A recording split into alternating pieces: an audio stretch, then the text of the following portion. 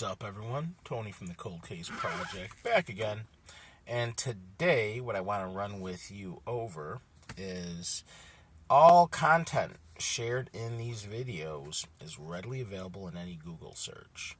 Now, with that said, I take this content, have it rewritten, and upon rewriting it, put it in these videos to spread the word on the thousands and thousands of cold cases of men and women throughout the United States that are just forgotten, and I give this platform to them so their cases and their stories can be told. Now, in addition to that, if you look down below in the description, you're going to see some brand new t-shirt and coffee cup designs I've actually gotten from couple of my subscribers who have over the years have been giving me some awesome fan art. So with that said, I'm offering a 20% discount code down below if you check that out, and splitting proceeds with them because they are awesome. Been watching me for quite some time, and I definitely think they deserve to be rewarded for some of the work they do on top of being full-time employees also. So, once again, if you have any recommendations or any suggestions, comment down below. Thank you so much for watching. Enjoy the video. Like, subscribe. I'm out. Peace.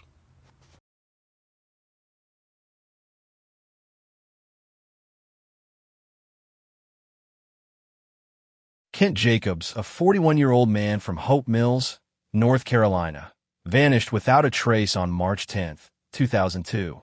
Known for his happy-go-lucky personality, Kent loved NASCAR, Harley-Davidson motorcycles, and the Dallas Cowboys. He lived and worked in a group home in Fayetteville, North Carolina, and spent weekends at his mother's residence in the Colonial Heights area of Hope Mills. Kent's disappearance remains one of the most perplexing unsolved cases in the region, leaving his family and community desperate for answers. On Sunday, March 10, 2002, Kent planned to walk to his childhood neighborhood near McDonald Road and Interstate 95, a routine he often followed. Kent was known for walking long distances, regardless of the weather, and occasionally accepted rides from passing motorists. That afternoon, Kent left his mother's house to visit his friend Roger Locklear, with whom he often watched NASCAR races. Kent arrived at Roger's trailer, and the two settled in to watch the race. At some point, Roger fell asleep, and when he woke up, Kent was gone. The last confirmed sighting of Kent was around 5 p.m. that day. Witnesses reported seeing him enter a small car where Brooklyn Circle meets an access road next to US 301. Kent never returned for his 6 p.m. curfew, and his family grew concerned when he failed to come home. Kent left behind $200 at his residence, a detail that would later become significant in the investigation. Kent's family described him as a vulnerable individual due to his diminished mental capabilities. He was known to be trusting and easily taken advantage of by those around him. The area near McDonald Road, where Kent was last seen, had a high crime rate, and some of Kent's acquaintances were involved in drug dealing and other criminal activities. His family believes that Kent's trusting nature made him an easy target for exploitation. Kent's brother, Keith Jacobs, later stated that he believed a group of 3 to 10 local individuals were responsible for Kent's disappearance. These suspects, who had been in and out of jail since Kent vanished, were never publicly identified. Kent's family maintains that he was the victim of a planned attack, possibly motivated by robbery, given the $200 he left behind. Kent's disappearance prompted an extensive search of the region, but no clues were found. A witness reported seeing someone matching Kent's description near Porter Road in Hope Mills later that evening, but the sighting was never confirmed. In August 2002, 5 months after Kent vanished, authorities announced that his case was being investigated as a presumed homicide. This decision was based on a credible tip from an informant who identified Kent's alleged assailants and revealed the location of his remains. However, Kent's body was never recovered, and no arrests were made. The informant's tip suggested that Kent had been murdered and his body disposed of in a landfill. This theory gained traction due to the involvement of Kent's acquaintances, many of whom had criminal backgrounds. Despite the informant's claims, efforts to search the landfill were hindered by environmental concerns and logistical challenges. One of the most significant developments in the case came in 2005, when Cliff Jones, a local property owner with a checkered past, approached Hank Harris, the fire chief of Hope Mills. Jones told Harris that Kent Jacobs was buried in a refrigerator on his property and urged authorities to retrieve the body. Jones' property, which was known to be a dumping ground for trash and debris, was a plausible location for such a grim discovery. Harris immediately contacted the Cumberland County Sheriff's Department, but no action was taken at the time. It wasn't until 2009 when Dennis May, a family friend and advocate for Kent's case, became involved that the tip was revisited. Detective Trogdon, who was assigned to the case, obtained a search warrant for Cliff Jones' property in May 2010. The warrant stated that there was probable cause to believe a refrigerator containing Kent's remains was buried on the property. However, the search was cut short due to environmental concerns. The property, located near the Cape Fear River Basin, was deemed a hazardous waste site, and authorities feared that digging could release toxins into the water supply. The search warrant was a one-time deal, meaning that without new evidence, authorities could not return to the property to continue the search. To this day, the refrigerator remains buried, and Kent's family has been denied closure. Kent's disappearance is believed to be connected to his acquaintances, particularly the Godwin brothers, Donnie and Kim, and Charlotte Royal, Donnie's girlfriend. The Godwin brothers were known drug addicts with criminal histories, and Charlotte had a reputation for being involved in illegal activities. On the day Kent disappeared, he was seen entering their trailer, where he reportedly had $200 in cash. Belinda Hall, a local drug dealer, later came forward with crucial information. She revealed that the Godwin brothers and Charlotte had taken Kent's money to buy drugs. Belinda's testimony provided a motive for Kent's disappearance, suggesting that he may have been killed during a robbery or a drug-related altercation. Both Donnie and Kim Godwin have since died, taking their secrets to the grave. Charlotte Royal, however, remains alive and has never been charged in connection with Kent's disappearance. Kent's family has endured years of frustration and heartbreak. Despite the credible tip about the refrigerator and the involvement of known suspects, authorities have been unable to bring the case to a resolution. Kent's mother, Martha Jacobs, and his siblings have tirelessly advocated for justice, but their efforts have been met with bureaucratic obstacles and a lack of resources. In 2010, when the search warrant was executed on Cliff Jones' property, Kent's family hoped that the refrigerator would finally be unearthed. However, the search was halted prematurely, and the property has remained untouched since.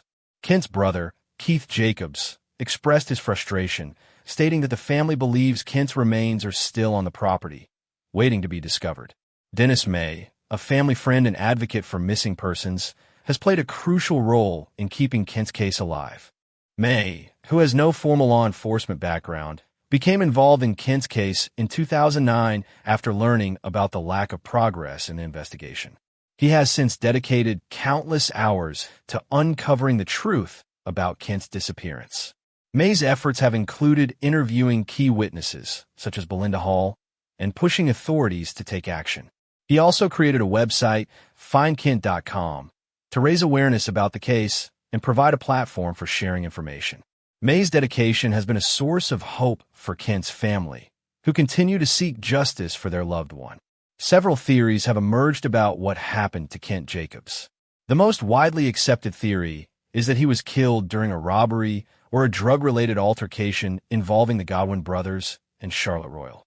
Kent's vulnerability and the $200 he had on him made him an easy target for exploitation. Another theory suggests that Kent may have been accidentally killed, and his body was disposed of to cover up the crime. The involvement of Cliff Jones and the refrigerator theory lend credibility to this possibility. However, without further investigation, the truth remains elusive. If you have any information about Kent Jacobs' disappearance, please contact the Cumberland County Sheriff's Department at 323-1500.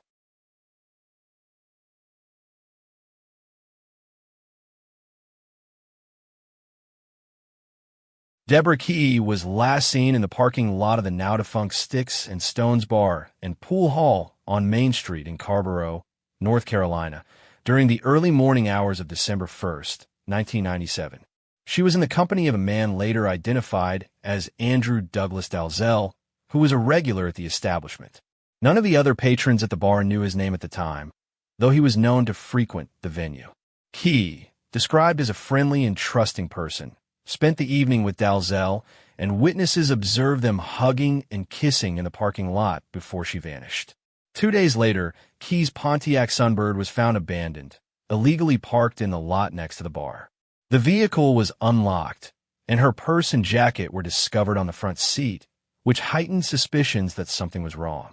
Key's friends and family immediately grew concerned. She was known to be responsible and cautious, and it was entirely out of character for her to leave her car unlocked. Furthermore, she typically stored her purse in the trunk when leaving her vehicle unattended.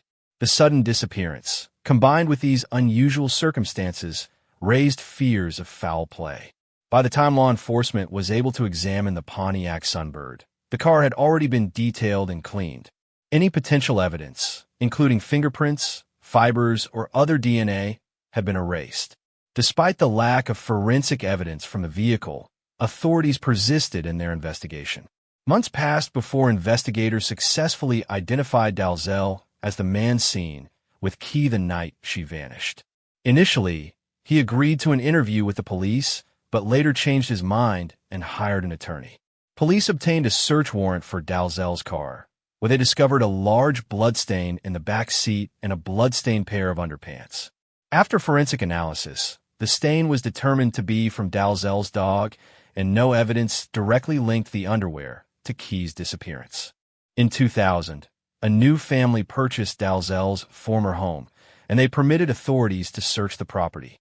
Investigators combed through the site in hopes of finding Deborah Key's remains. However, the search yielded no evidence suggesting her body had been disposed of on the property. The breakthrough in the case came in late 2004 when Dalzell was arrested on unrelated charges. While in custody, he made a shocking confession to law enforcement. He admitted to strangling Key and disposing of her body in a dumpster in Wilmington, North Carolina. Despite his confession, the details remained inconsistent, and authorities were skeptical about the exact series of events. In a devastating blow to the investigation, Dalzell's confession was later deemed inadmissible in court. A judge ruled that police had violated Dalzell's constitutional rights during the interrogation process. Without his confession, prosecutors lacked the evidence necessary to proceed with the second-degree murder charges, and the case against him was dropped in June 2005. The following year, Deborah Key was officially declared legally dead. The lack of justice in Key's case did not prevent law enforcement from continuing to monitor Dalzell. In 2009, he was arrested again, this time on federal charges of enticing a minor for inappropriate activity. Posing as an 11-year-old girl, an undercover police officer engaged in conversations with Dalzell over the internet. Dalzell's previous murder confession was brought up during the sentencing phase, leading to a significantly harsher penalty. Ultimately, he was sentenced to 26 years in prison, a term that exceeded the typical guidelines for his crimes.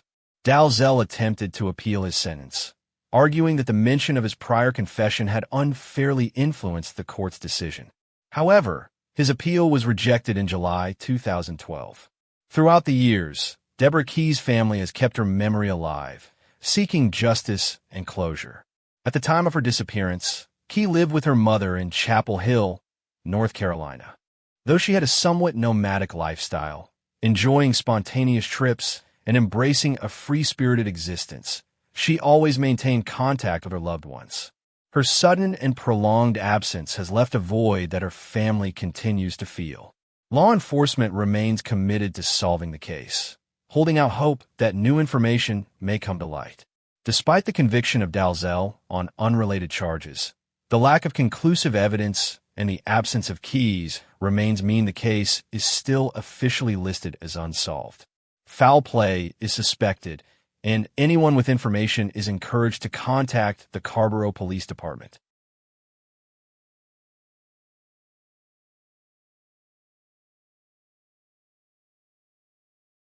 Charletha Maynor was last seen in Red Springs, North Carolina, on March 6, 2007. The circumstances of her disappearance remain uncertain, with conflicting accounts from those who last saw her. One version of events suggests that Maynor and her fiancé, Tony McEachern, were involved in a heated argument while driving. According to McEachern, the disagreement escalated to the point where Maynor insisted on getting out of the car. He stated that he let her out on Highway 71 near Lombardy Village Road, a rural and somewhat isolated stretch. Witnesses claim to have seen Maynor enter a green truck driven by an unidentified male, though this account has not been confirmed. Another version of events, however, paints a different picture.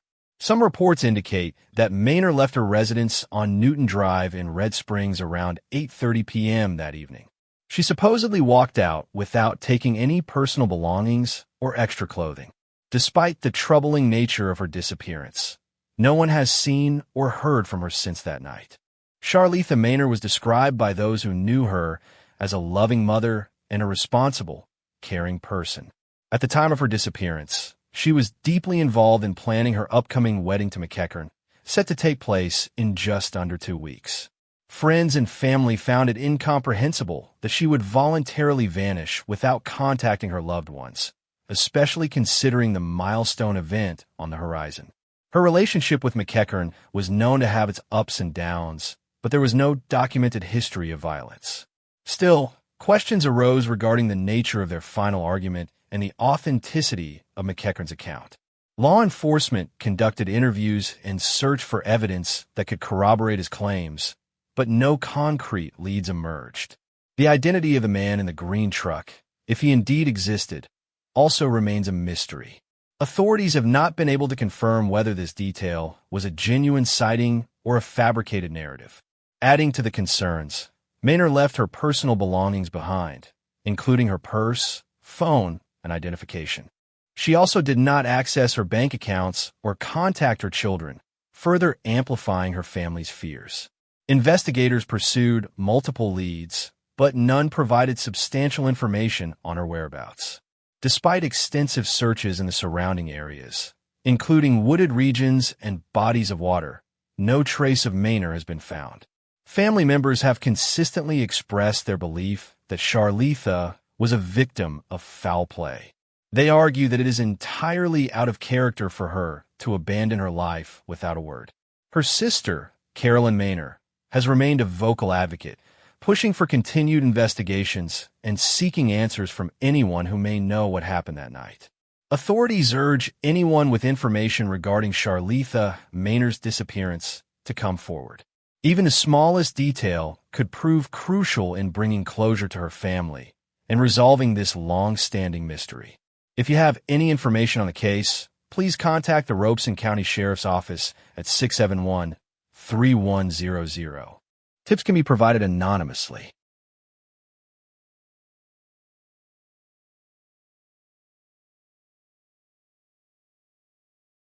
Sonia Kingston, a 26-year-old woman from Greensboro, North Carolina, vanished on July 2, 2002. Known to her friends as Roxy, Sonia was last seen leaving her residence in Greensboro, driving her dark green 1995 Mazda Protege with North Carolina license plate number PTL 7712.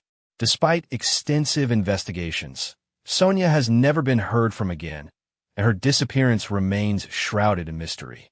On the morning of July 2, 2002, Sonia left her home, reportedly wearing sweatpants, a detail her friends found unusual as she typically wore dressy clothing. She was driving her dark green Mazda Protege, a vehicle that has never been recovered. Sonia's mother reported her missing a few days later, sparking an investigation into her sudden disappearance. Sonia's lifestyle and associations raised immediate red flags for investigators. At the time of her disappearance, she was employed as a dancer at 2 local clubs, Sugar Bears and Twiggies. However, her life extended far beyond the nightlife scene.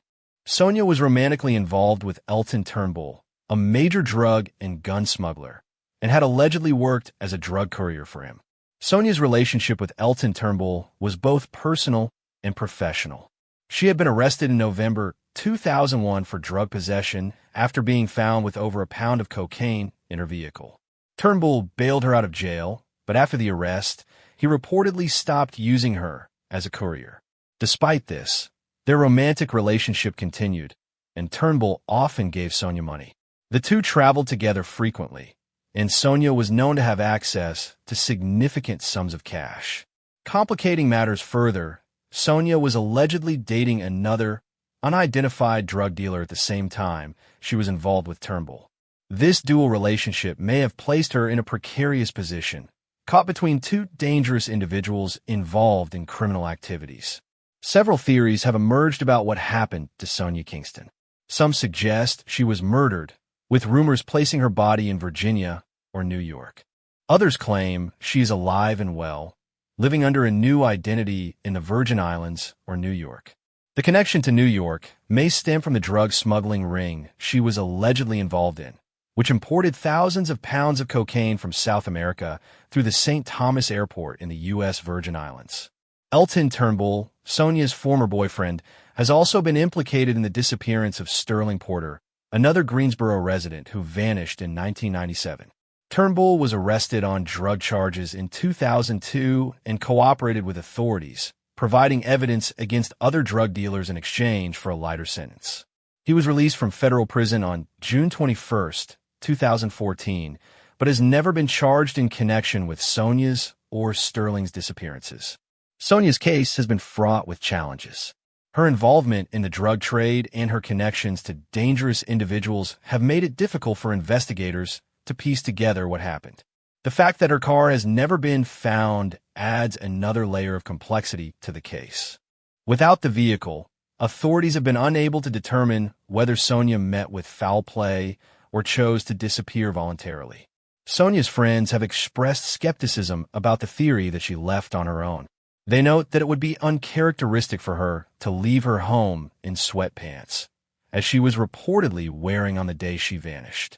Additionally, Sonia's mother reported her missing just a few days after her disappearance, suggesting that her family did not believe she would willingly cut off contact. Elton Turnbull remains a central figure in Sonia's disappearance. As a major drug and gun smuggler, Turnbull had the means and the motive to harm Sonia if she posed a threat to his operations. His cooperation with authorities in 2002, which led to his early release from prison, raises questions about whether he provided information about Sonia's disappearance as part of his deal. Despite his involvement in criminal activities, Turnbull has never been charged in connection with Sonia's case. His release from prison in 2014 has left Sonia's family and investigators frustrated as they continue to seek answers about her fate. One of the most critical aspects of the investigation is the search for Sonia's dark green 1995 Mazda Protege.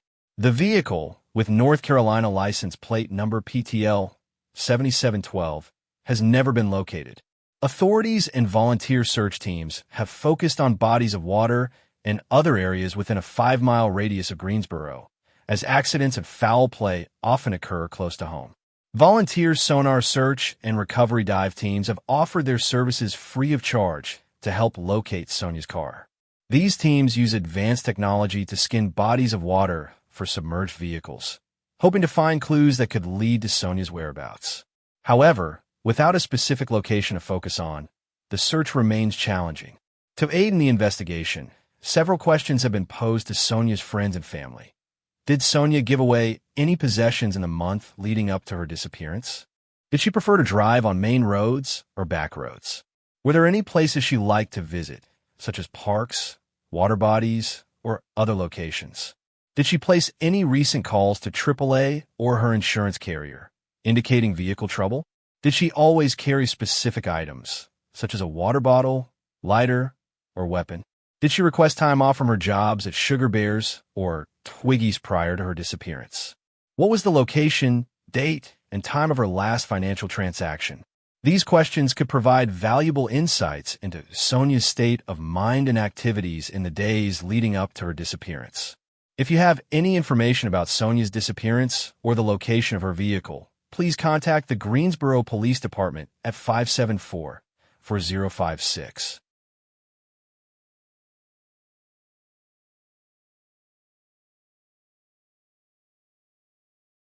Derek Luking was last seen leaving the Microtel Inn and Suites in Cherokee, North Carolina, at around 4 a.m. on March 17, 2012. His white Ford Escape was discovered later that morning, parked at the Newfound Gap area in the Great Smoky Mountains National Park, near the Tennessee-North Carolina state line. Despite the discovery of his vehicle, no one recalled seeing Luking himself at the park. His family had already been searching for him by the time his car was found, and the mystery of his disappearance deepened when a note inside the vehicle read, "Don't follow me." Luking's family and friends described him as a kind and dependable individual. He was organized, punctual, and had a servant's heart, often volunteering to help those in need. A graduate of Johnson University, he had worked as an orderly at the Peninsula Behavioral Health Center in Tennessee. Despite his calm and helpful demeanor, those close to him had noticed subtle changes in his behavior leading up to his disappearance. He had started drinking alcohol and smoking cigarettes, habits that were out of character for him.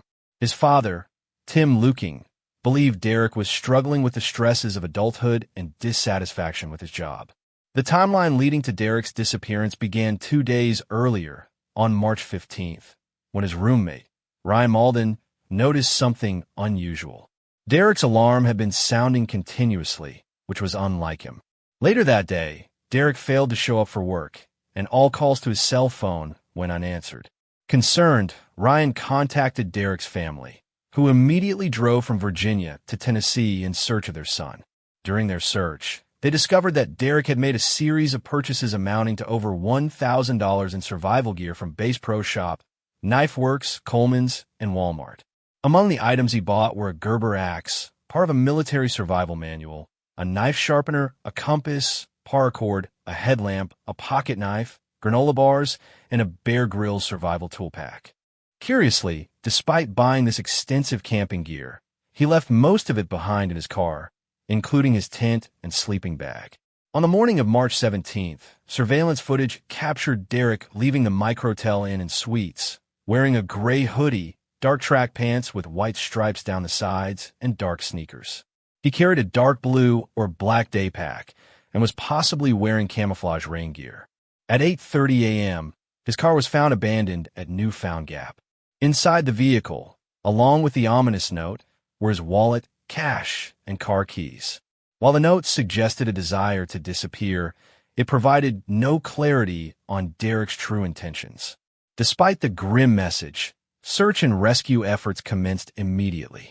Searchers combed through the national park, covering over 70 miles of trails. They utilized scent tracking dogs, helicopters, and ground search teams. Flyers with Derek's photo were handed out to hikers and visitors, but no one reported seeing him. Rangers interviewed campers in the area, but there were no confirmed sightings. Some believe Derek may have intentionally gone off-trail to avoid detection, while others speculated he may have gotten lost or succumbed to the harsh terrain. Adding another layer of mystery, during the search for Derek, authorities discovered the remains of another missing person, Michael Giovanni Cassini, just a few miles from where Derek's car was found. Cassini, a 23-year-old man, had disappeared just 1 day after Derek, further fueling speculation and conspiracy theories. However, there was no evidence linking the two cases, and Cassini's death was ultimately ruled unrelated. Years passed, and Derek's family continued their search for answers.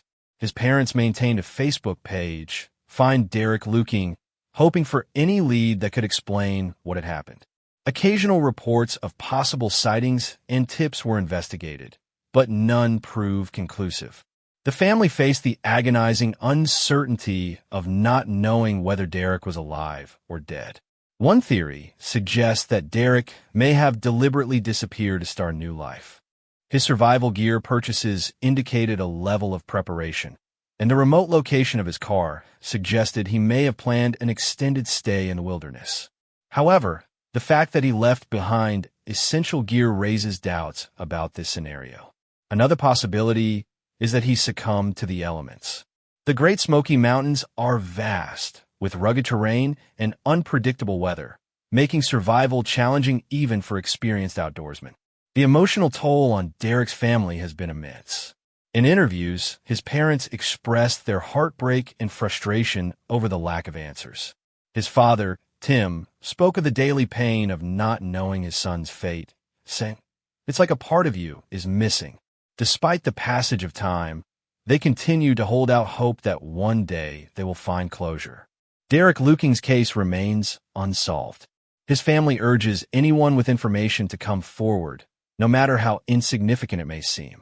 If you have any information about the disappearance of Derek Luking, please contact the National Park Service at 497-1940.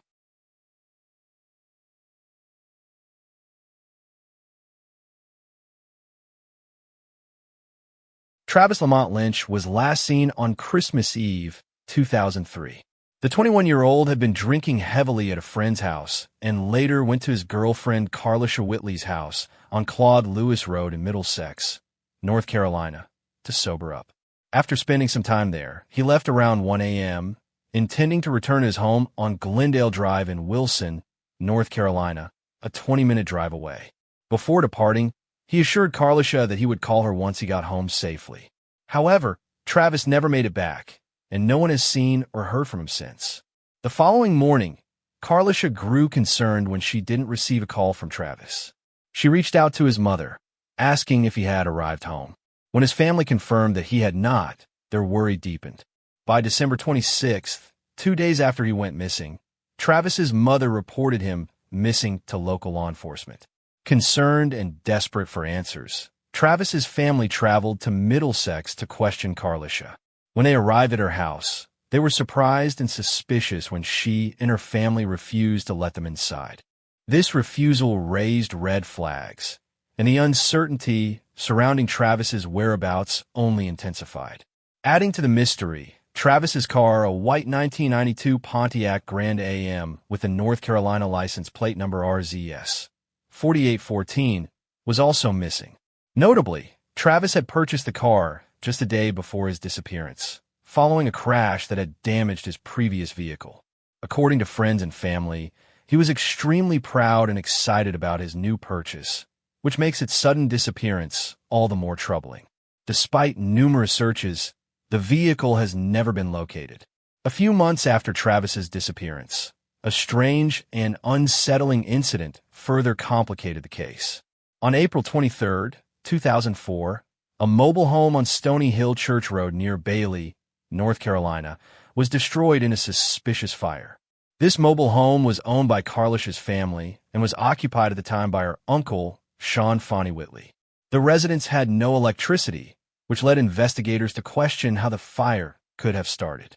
Just a few days later, the mobile home caught fire once again, this time burning down completely. Authorities have not officially classified the fires as arson, but the timing and circumstances suggest a potential link to Travis's disappearance. Investigators began to look closely at Sean Whitley, who was eventually arrested and convicted on unrelated drug charges. He was accused of running a crack cocaine drug ring and is currently serving a federal prison sentence. Despite the suspicions surrounding him, no direct evidence linking him to Travis's disappearance has been established. Travis Lynch was described as a passionate and lively young man with a distinctive personality. However, it was also noted that he had a quick temper. Investigators have theorized that Travis may have gotten into a physical altercation that resulted in his death. They suspect that someone might have disposed of his body and car to cover up the crime. The refusal of Charletha's family to cooperate with Travis's family only adds to these suspicions. There are other troubling questions that remain unanswered. Did Travis ever actually leave Charletha's home that night? Was he harmed before he could even attempt to drive back to Wilson? Or, as some theorize, was his disappearance an orchestrated cover-up, possibly connected to the illegal activities linked to Sean Whitley? The fires at the mobile home further cloud the investigation. While investigators could not definitively prove arson, the fact that the fires occurred just as law enforcement intensified their investigation into Travis's case is difficult to ignore. Were these fires intended to destroy evidence? Did something inside that mobile home hold the key to solving Travis's disappearance? Despite these suspicions, the case remains unsolved. In the years since Travis went missing, his family has continued to search for answers. They've held vigils, distributed flyers, and offered rewards for information leading to Travis's whereabouts.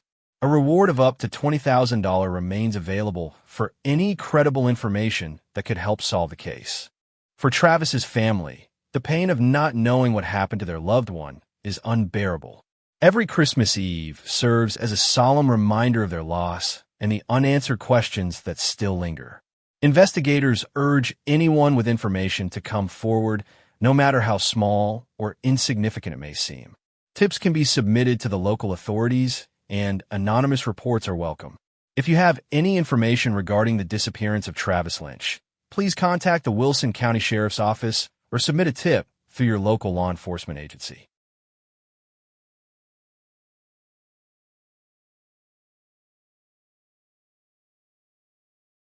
Harold Maize was last seen 16 miles off the coast of Cape Hatteras, North Carolina, at approximately 1:30 p.m. on November 13, 1980. He was accompanied by his close friend and fellow commercial fisherman, Ted Wall. Earlier that day, the two men had encountered trouble with their boat's engine. Another fisherman later reported helping Maize and Wall repair and restart the 280-horsepower Volvo engine before they continued on their way. Tragically, neither man has ever been heard from again. The pair set out to sea in Maize's 23-foot inboard-outboard Seahawks commercial fishing boat, a vessel known for its durability and resistance to sinking. Designed with foam flotation, the boat would have remained just below the water's surface even if it had become swamped. It featured a fiberglass center console, black outriggers, and beige sides. The boat's registration number was NC 9304AK. And its manufacturer's number was XNA 30250M79J. When Maize and Wall failed to return as expected, the search for them began at 9 p.m. and lasted for 2 weeks. The U.S. Coast Guard led an extensive effort covering approximately 104,000 square miles of ocean. Despite their exhaustive efforts, no trace of the boat or the two men was ever found. Harold Maize was a 1977 graduate of Ligonier High School and had briefly attended East Carolina University in Greenville. However, he decided to leave college before completing his degree, instead choosing to join his father in the family business, Newmakers Retail. Maize's passion for the water and the fishing trade became a defining aspect of his life. His family and friends recall him as a hard-working and determined individual. However, suspicions and rumors soon surrounded the disappearances of Maize and Wall. Both his best friend and his family have speculated that their vanishing may have been tied to drug trafficking. During the winter months, when fishing slowed, some commercial fishermen reportedly turned to smuggling drugs as a means of supplementing their income. While no evidence has been publicly presented to confirm these suspicions, the possibility remains a central theory in the case. Law enforcement has not made any arrests or formally charged anyone in connection to the men's disappearances. Years after Maize went missing, his mother, driven by an unyielding determination to find answers, self-published a book titled Outer Banks Piracy. Where's My Son Jeffrey? In her book, she detailed her search for the truth and her belief that her son may still be alive. Some theories suggest that Maize might have traveled to Alaska, seeking refuge from those who may have been involved in criminal activity. This theory, although speculative, has persisted in the minds of some family members and friends.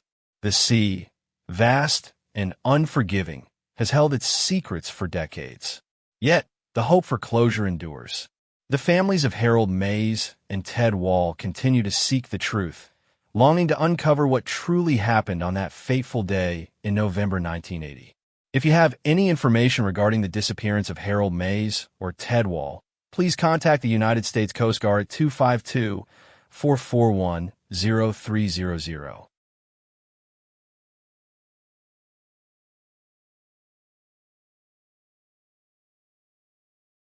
Rosanna Milani, a 29-year-old woman from Miami, Florida, vanished on December 7, 2005, while vacationing in Cherokee, North Carolina. Known to her friends as Sassy, Rosanna was last seen at the Ramada Inn Hotel near the 100 block of Paintown Road in Cherokee. She had plans to hike the Appalachian Trail and had called her father that morning to inform him of her intentions. Despite extensive investigations, Rosanna has never been found, and her disappearance remains a haunting mystery. On the morning of December 7, 2005, Rosanna called her father from her room at the Ramada Inn in Cherokee. She told him she was in North Carolina and planned to go hiking. Later that day, she was seen in Bryson City, North Carolina, where she rented a storage space at Ye Old Mini Storage on River Street. This was the last confirmed sighting of Rosanna.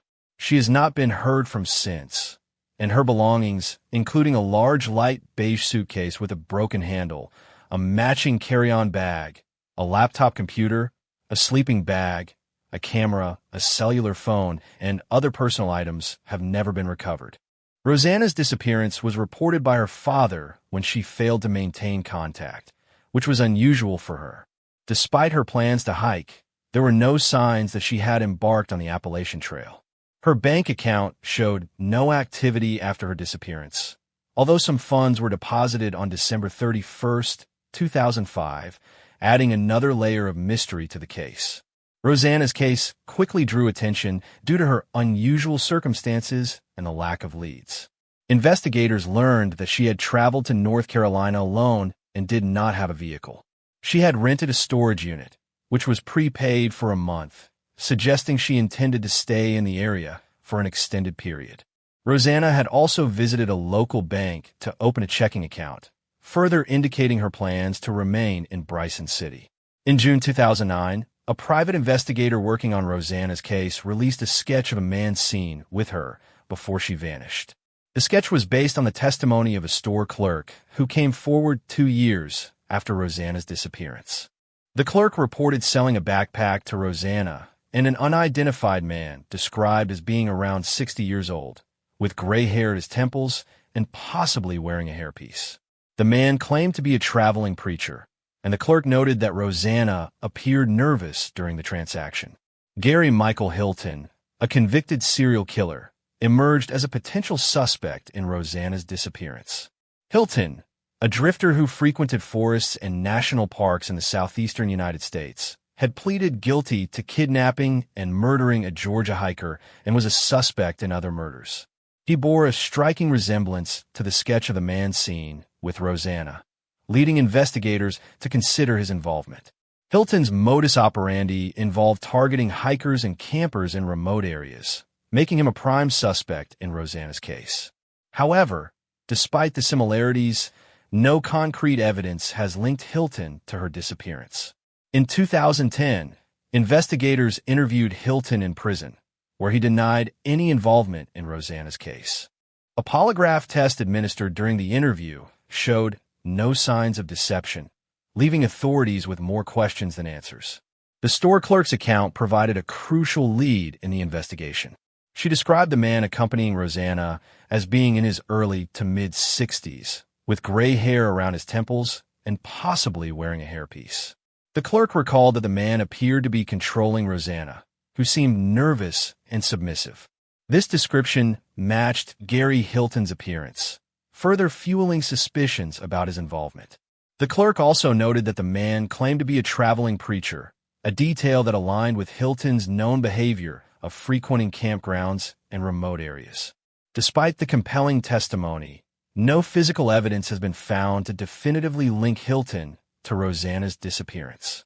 Rosanna's disappearance prompted extensive searches in the Bryson City and Cherokee areas, including the surrounding forests and hiking trails. Despite these efforts, no trace of Rosanna or her belongings has been found. Her family has endured years of uncertainty, clinging to the hope that one day they will find answers about what happened to her. Rosanna's mother, L. Milani, described her daughter as energetic and adventurous, with a love for travel and new experiences. Her father emphasized that Rosanna's disappearance was entirely out of character, as she had never gone missing before and maintained regular contact with her family. Several theories have emerged about Rosanna's disappearance. Some believe she may have fallen victim to foul play, possibly at the hands of Gary Hilton or another individual. Others speculate that she may have become lost or injured while hiking, succumbing to the elements in the remote wilderness. The fact that her belongings were never recovered and her bank account remained untouched suggests that she did not leave the area voluntarily. The possibility that Rosanna was targeted due to her vulnerability as a solo traveler has also been considered. Her lack of experience in hiking and camping may have made her an easy target for someone with malicious intentions. If you have any information about Rosanna's disappearance or the man seen with her, please contact the Swain County Sheriff's Office at 488-0159.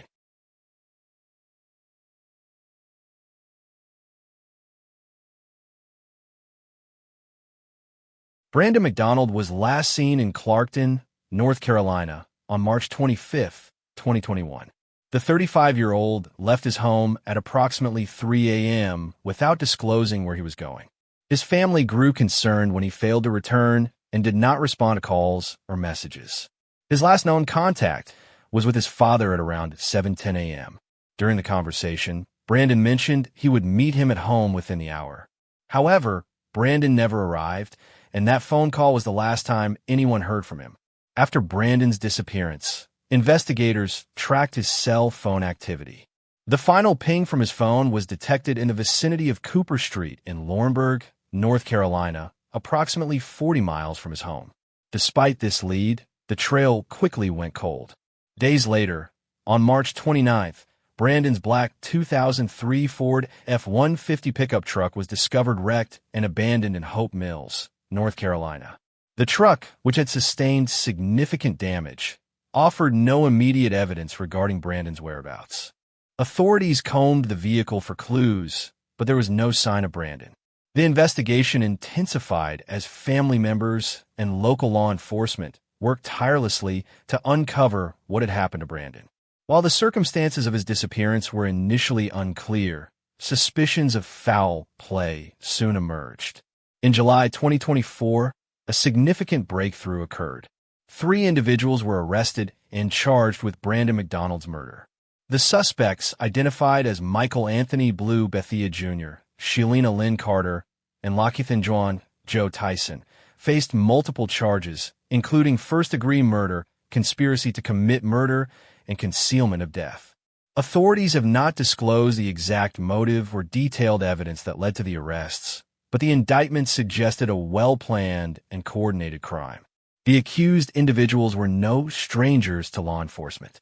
Michael Bethia Jr., in particular, had a lengthy criminal history and was known to associate with individuals involved in illegal activities. While it remains unclear how Brandon knew the suspects, investigators believe there were prior interactions or conflicts that may have contributed to his tragic fate. Despite the arrests, Brandon's body has never been recovered.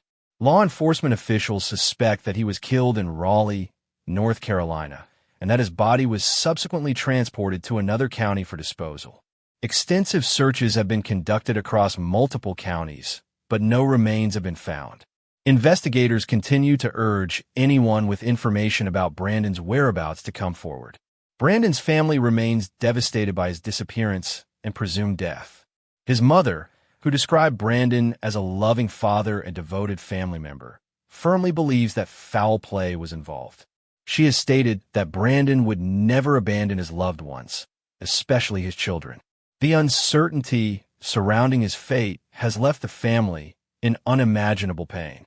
A reward of up to $20,000 has been offered for any information leading to the recovery of Brandon's remains or further details regarding his disappearance. Meanwhile, the suspects await trial, and prosecutors are determined to seek justice for Brandon. As of now, the case remains active and ongoing. Authorities continue to gather evidence and piece together the events leading up to Brandon's disappearance. His family and friends hold on a hope that one day they will receive answers and closure.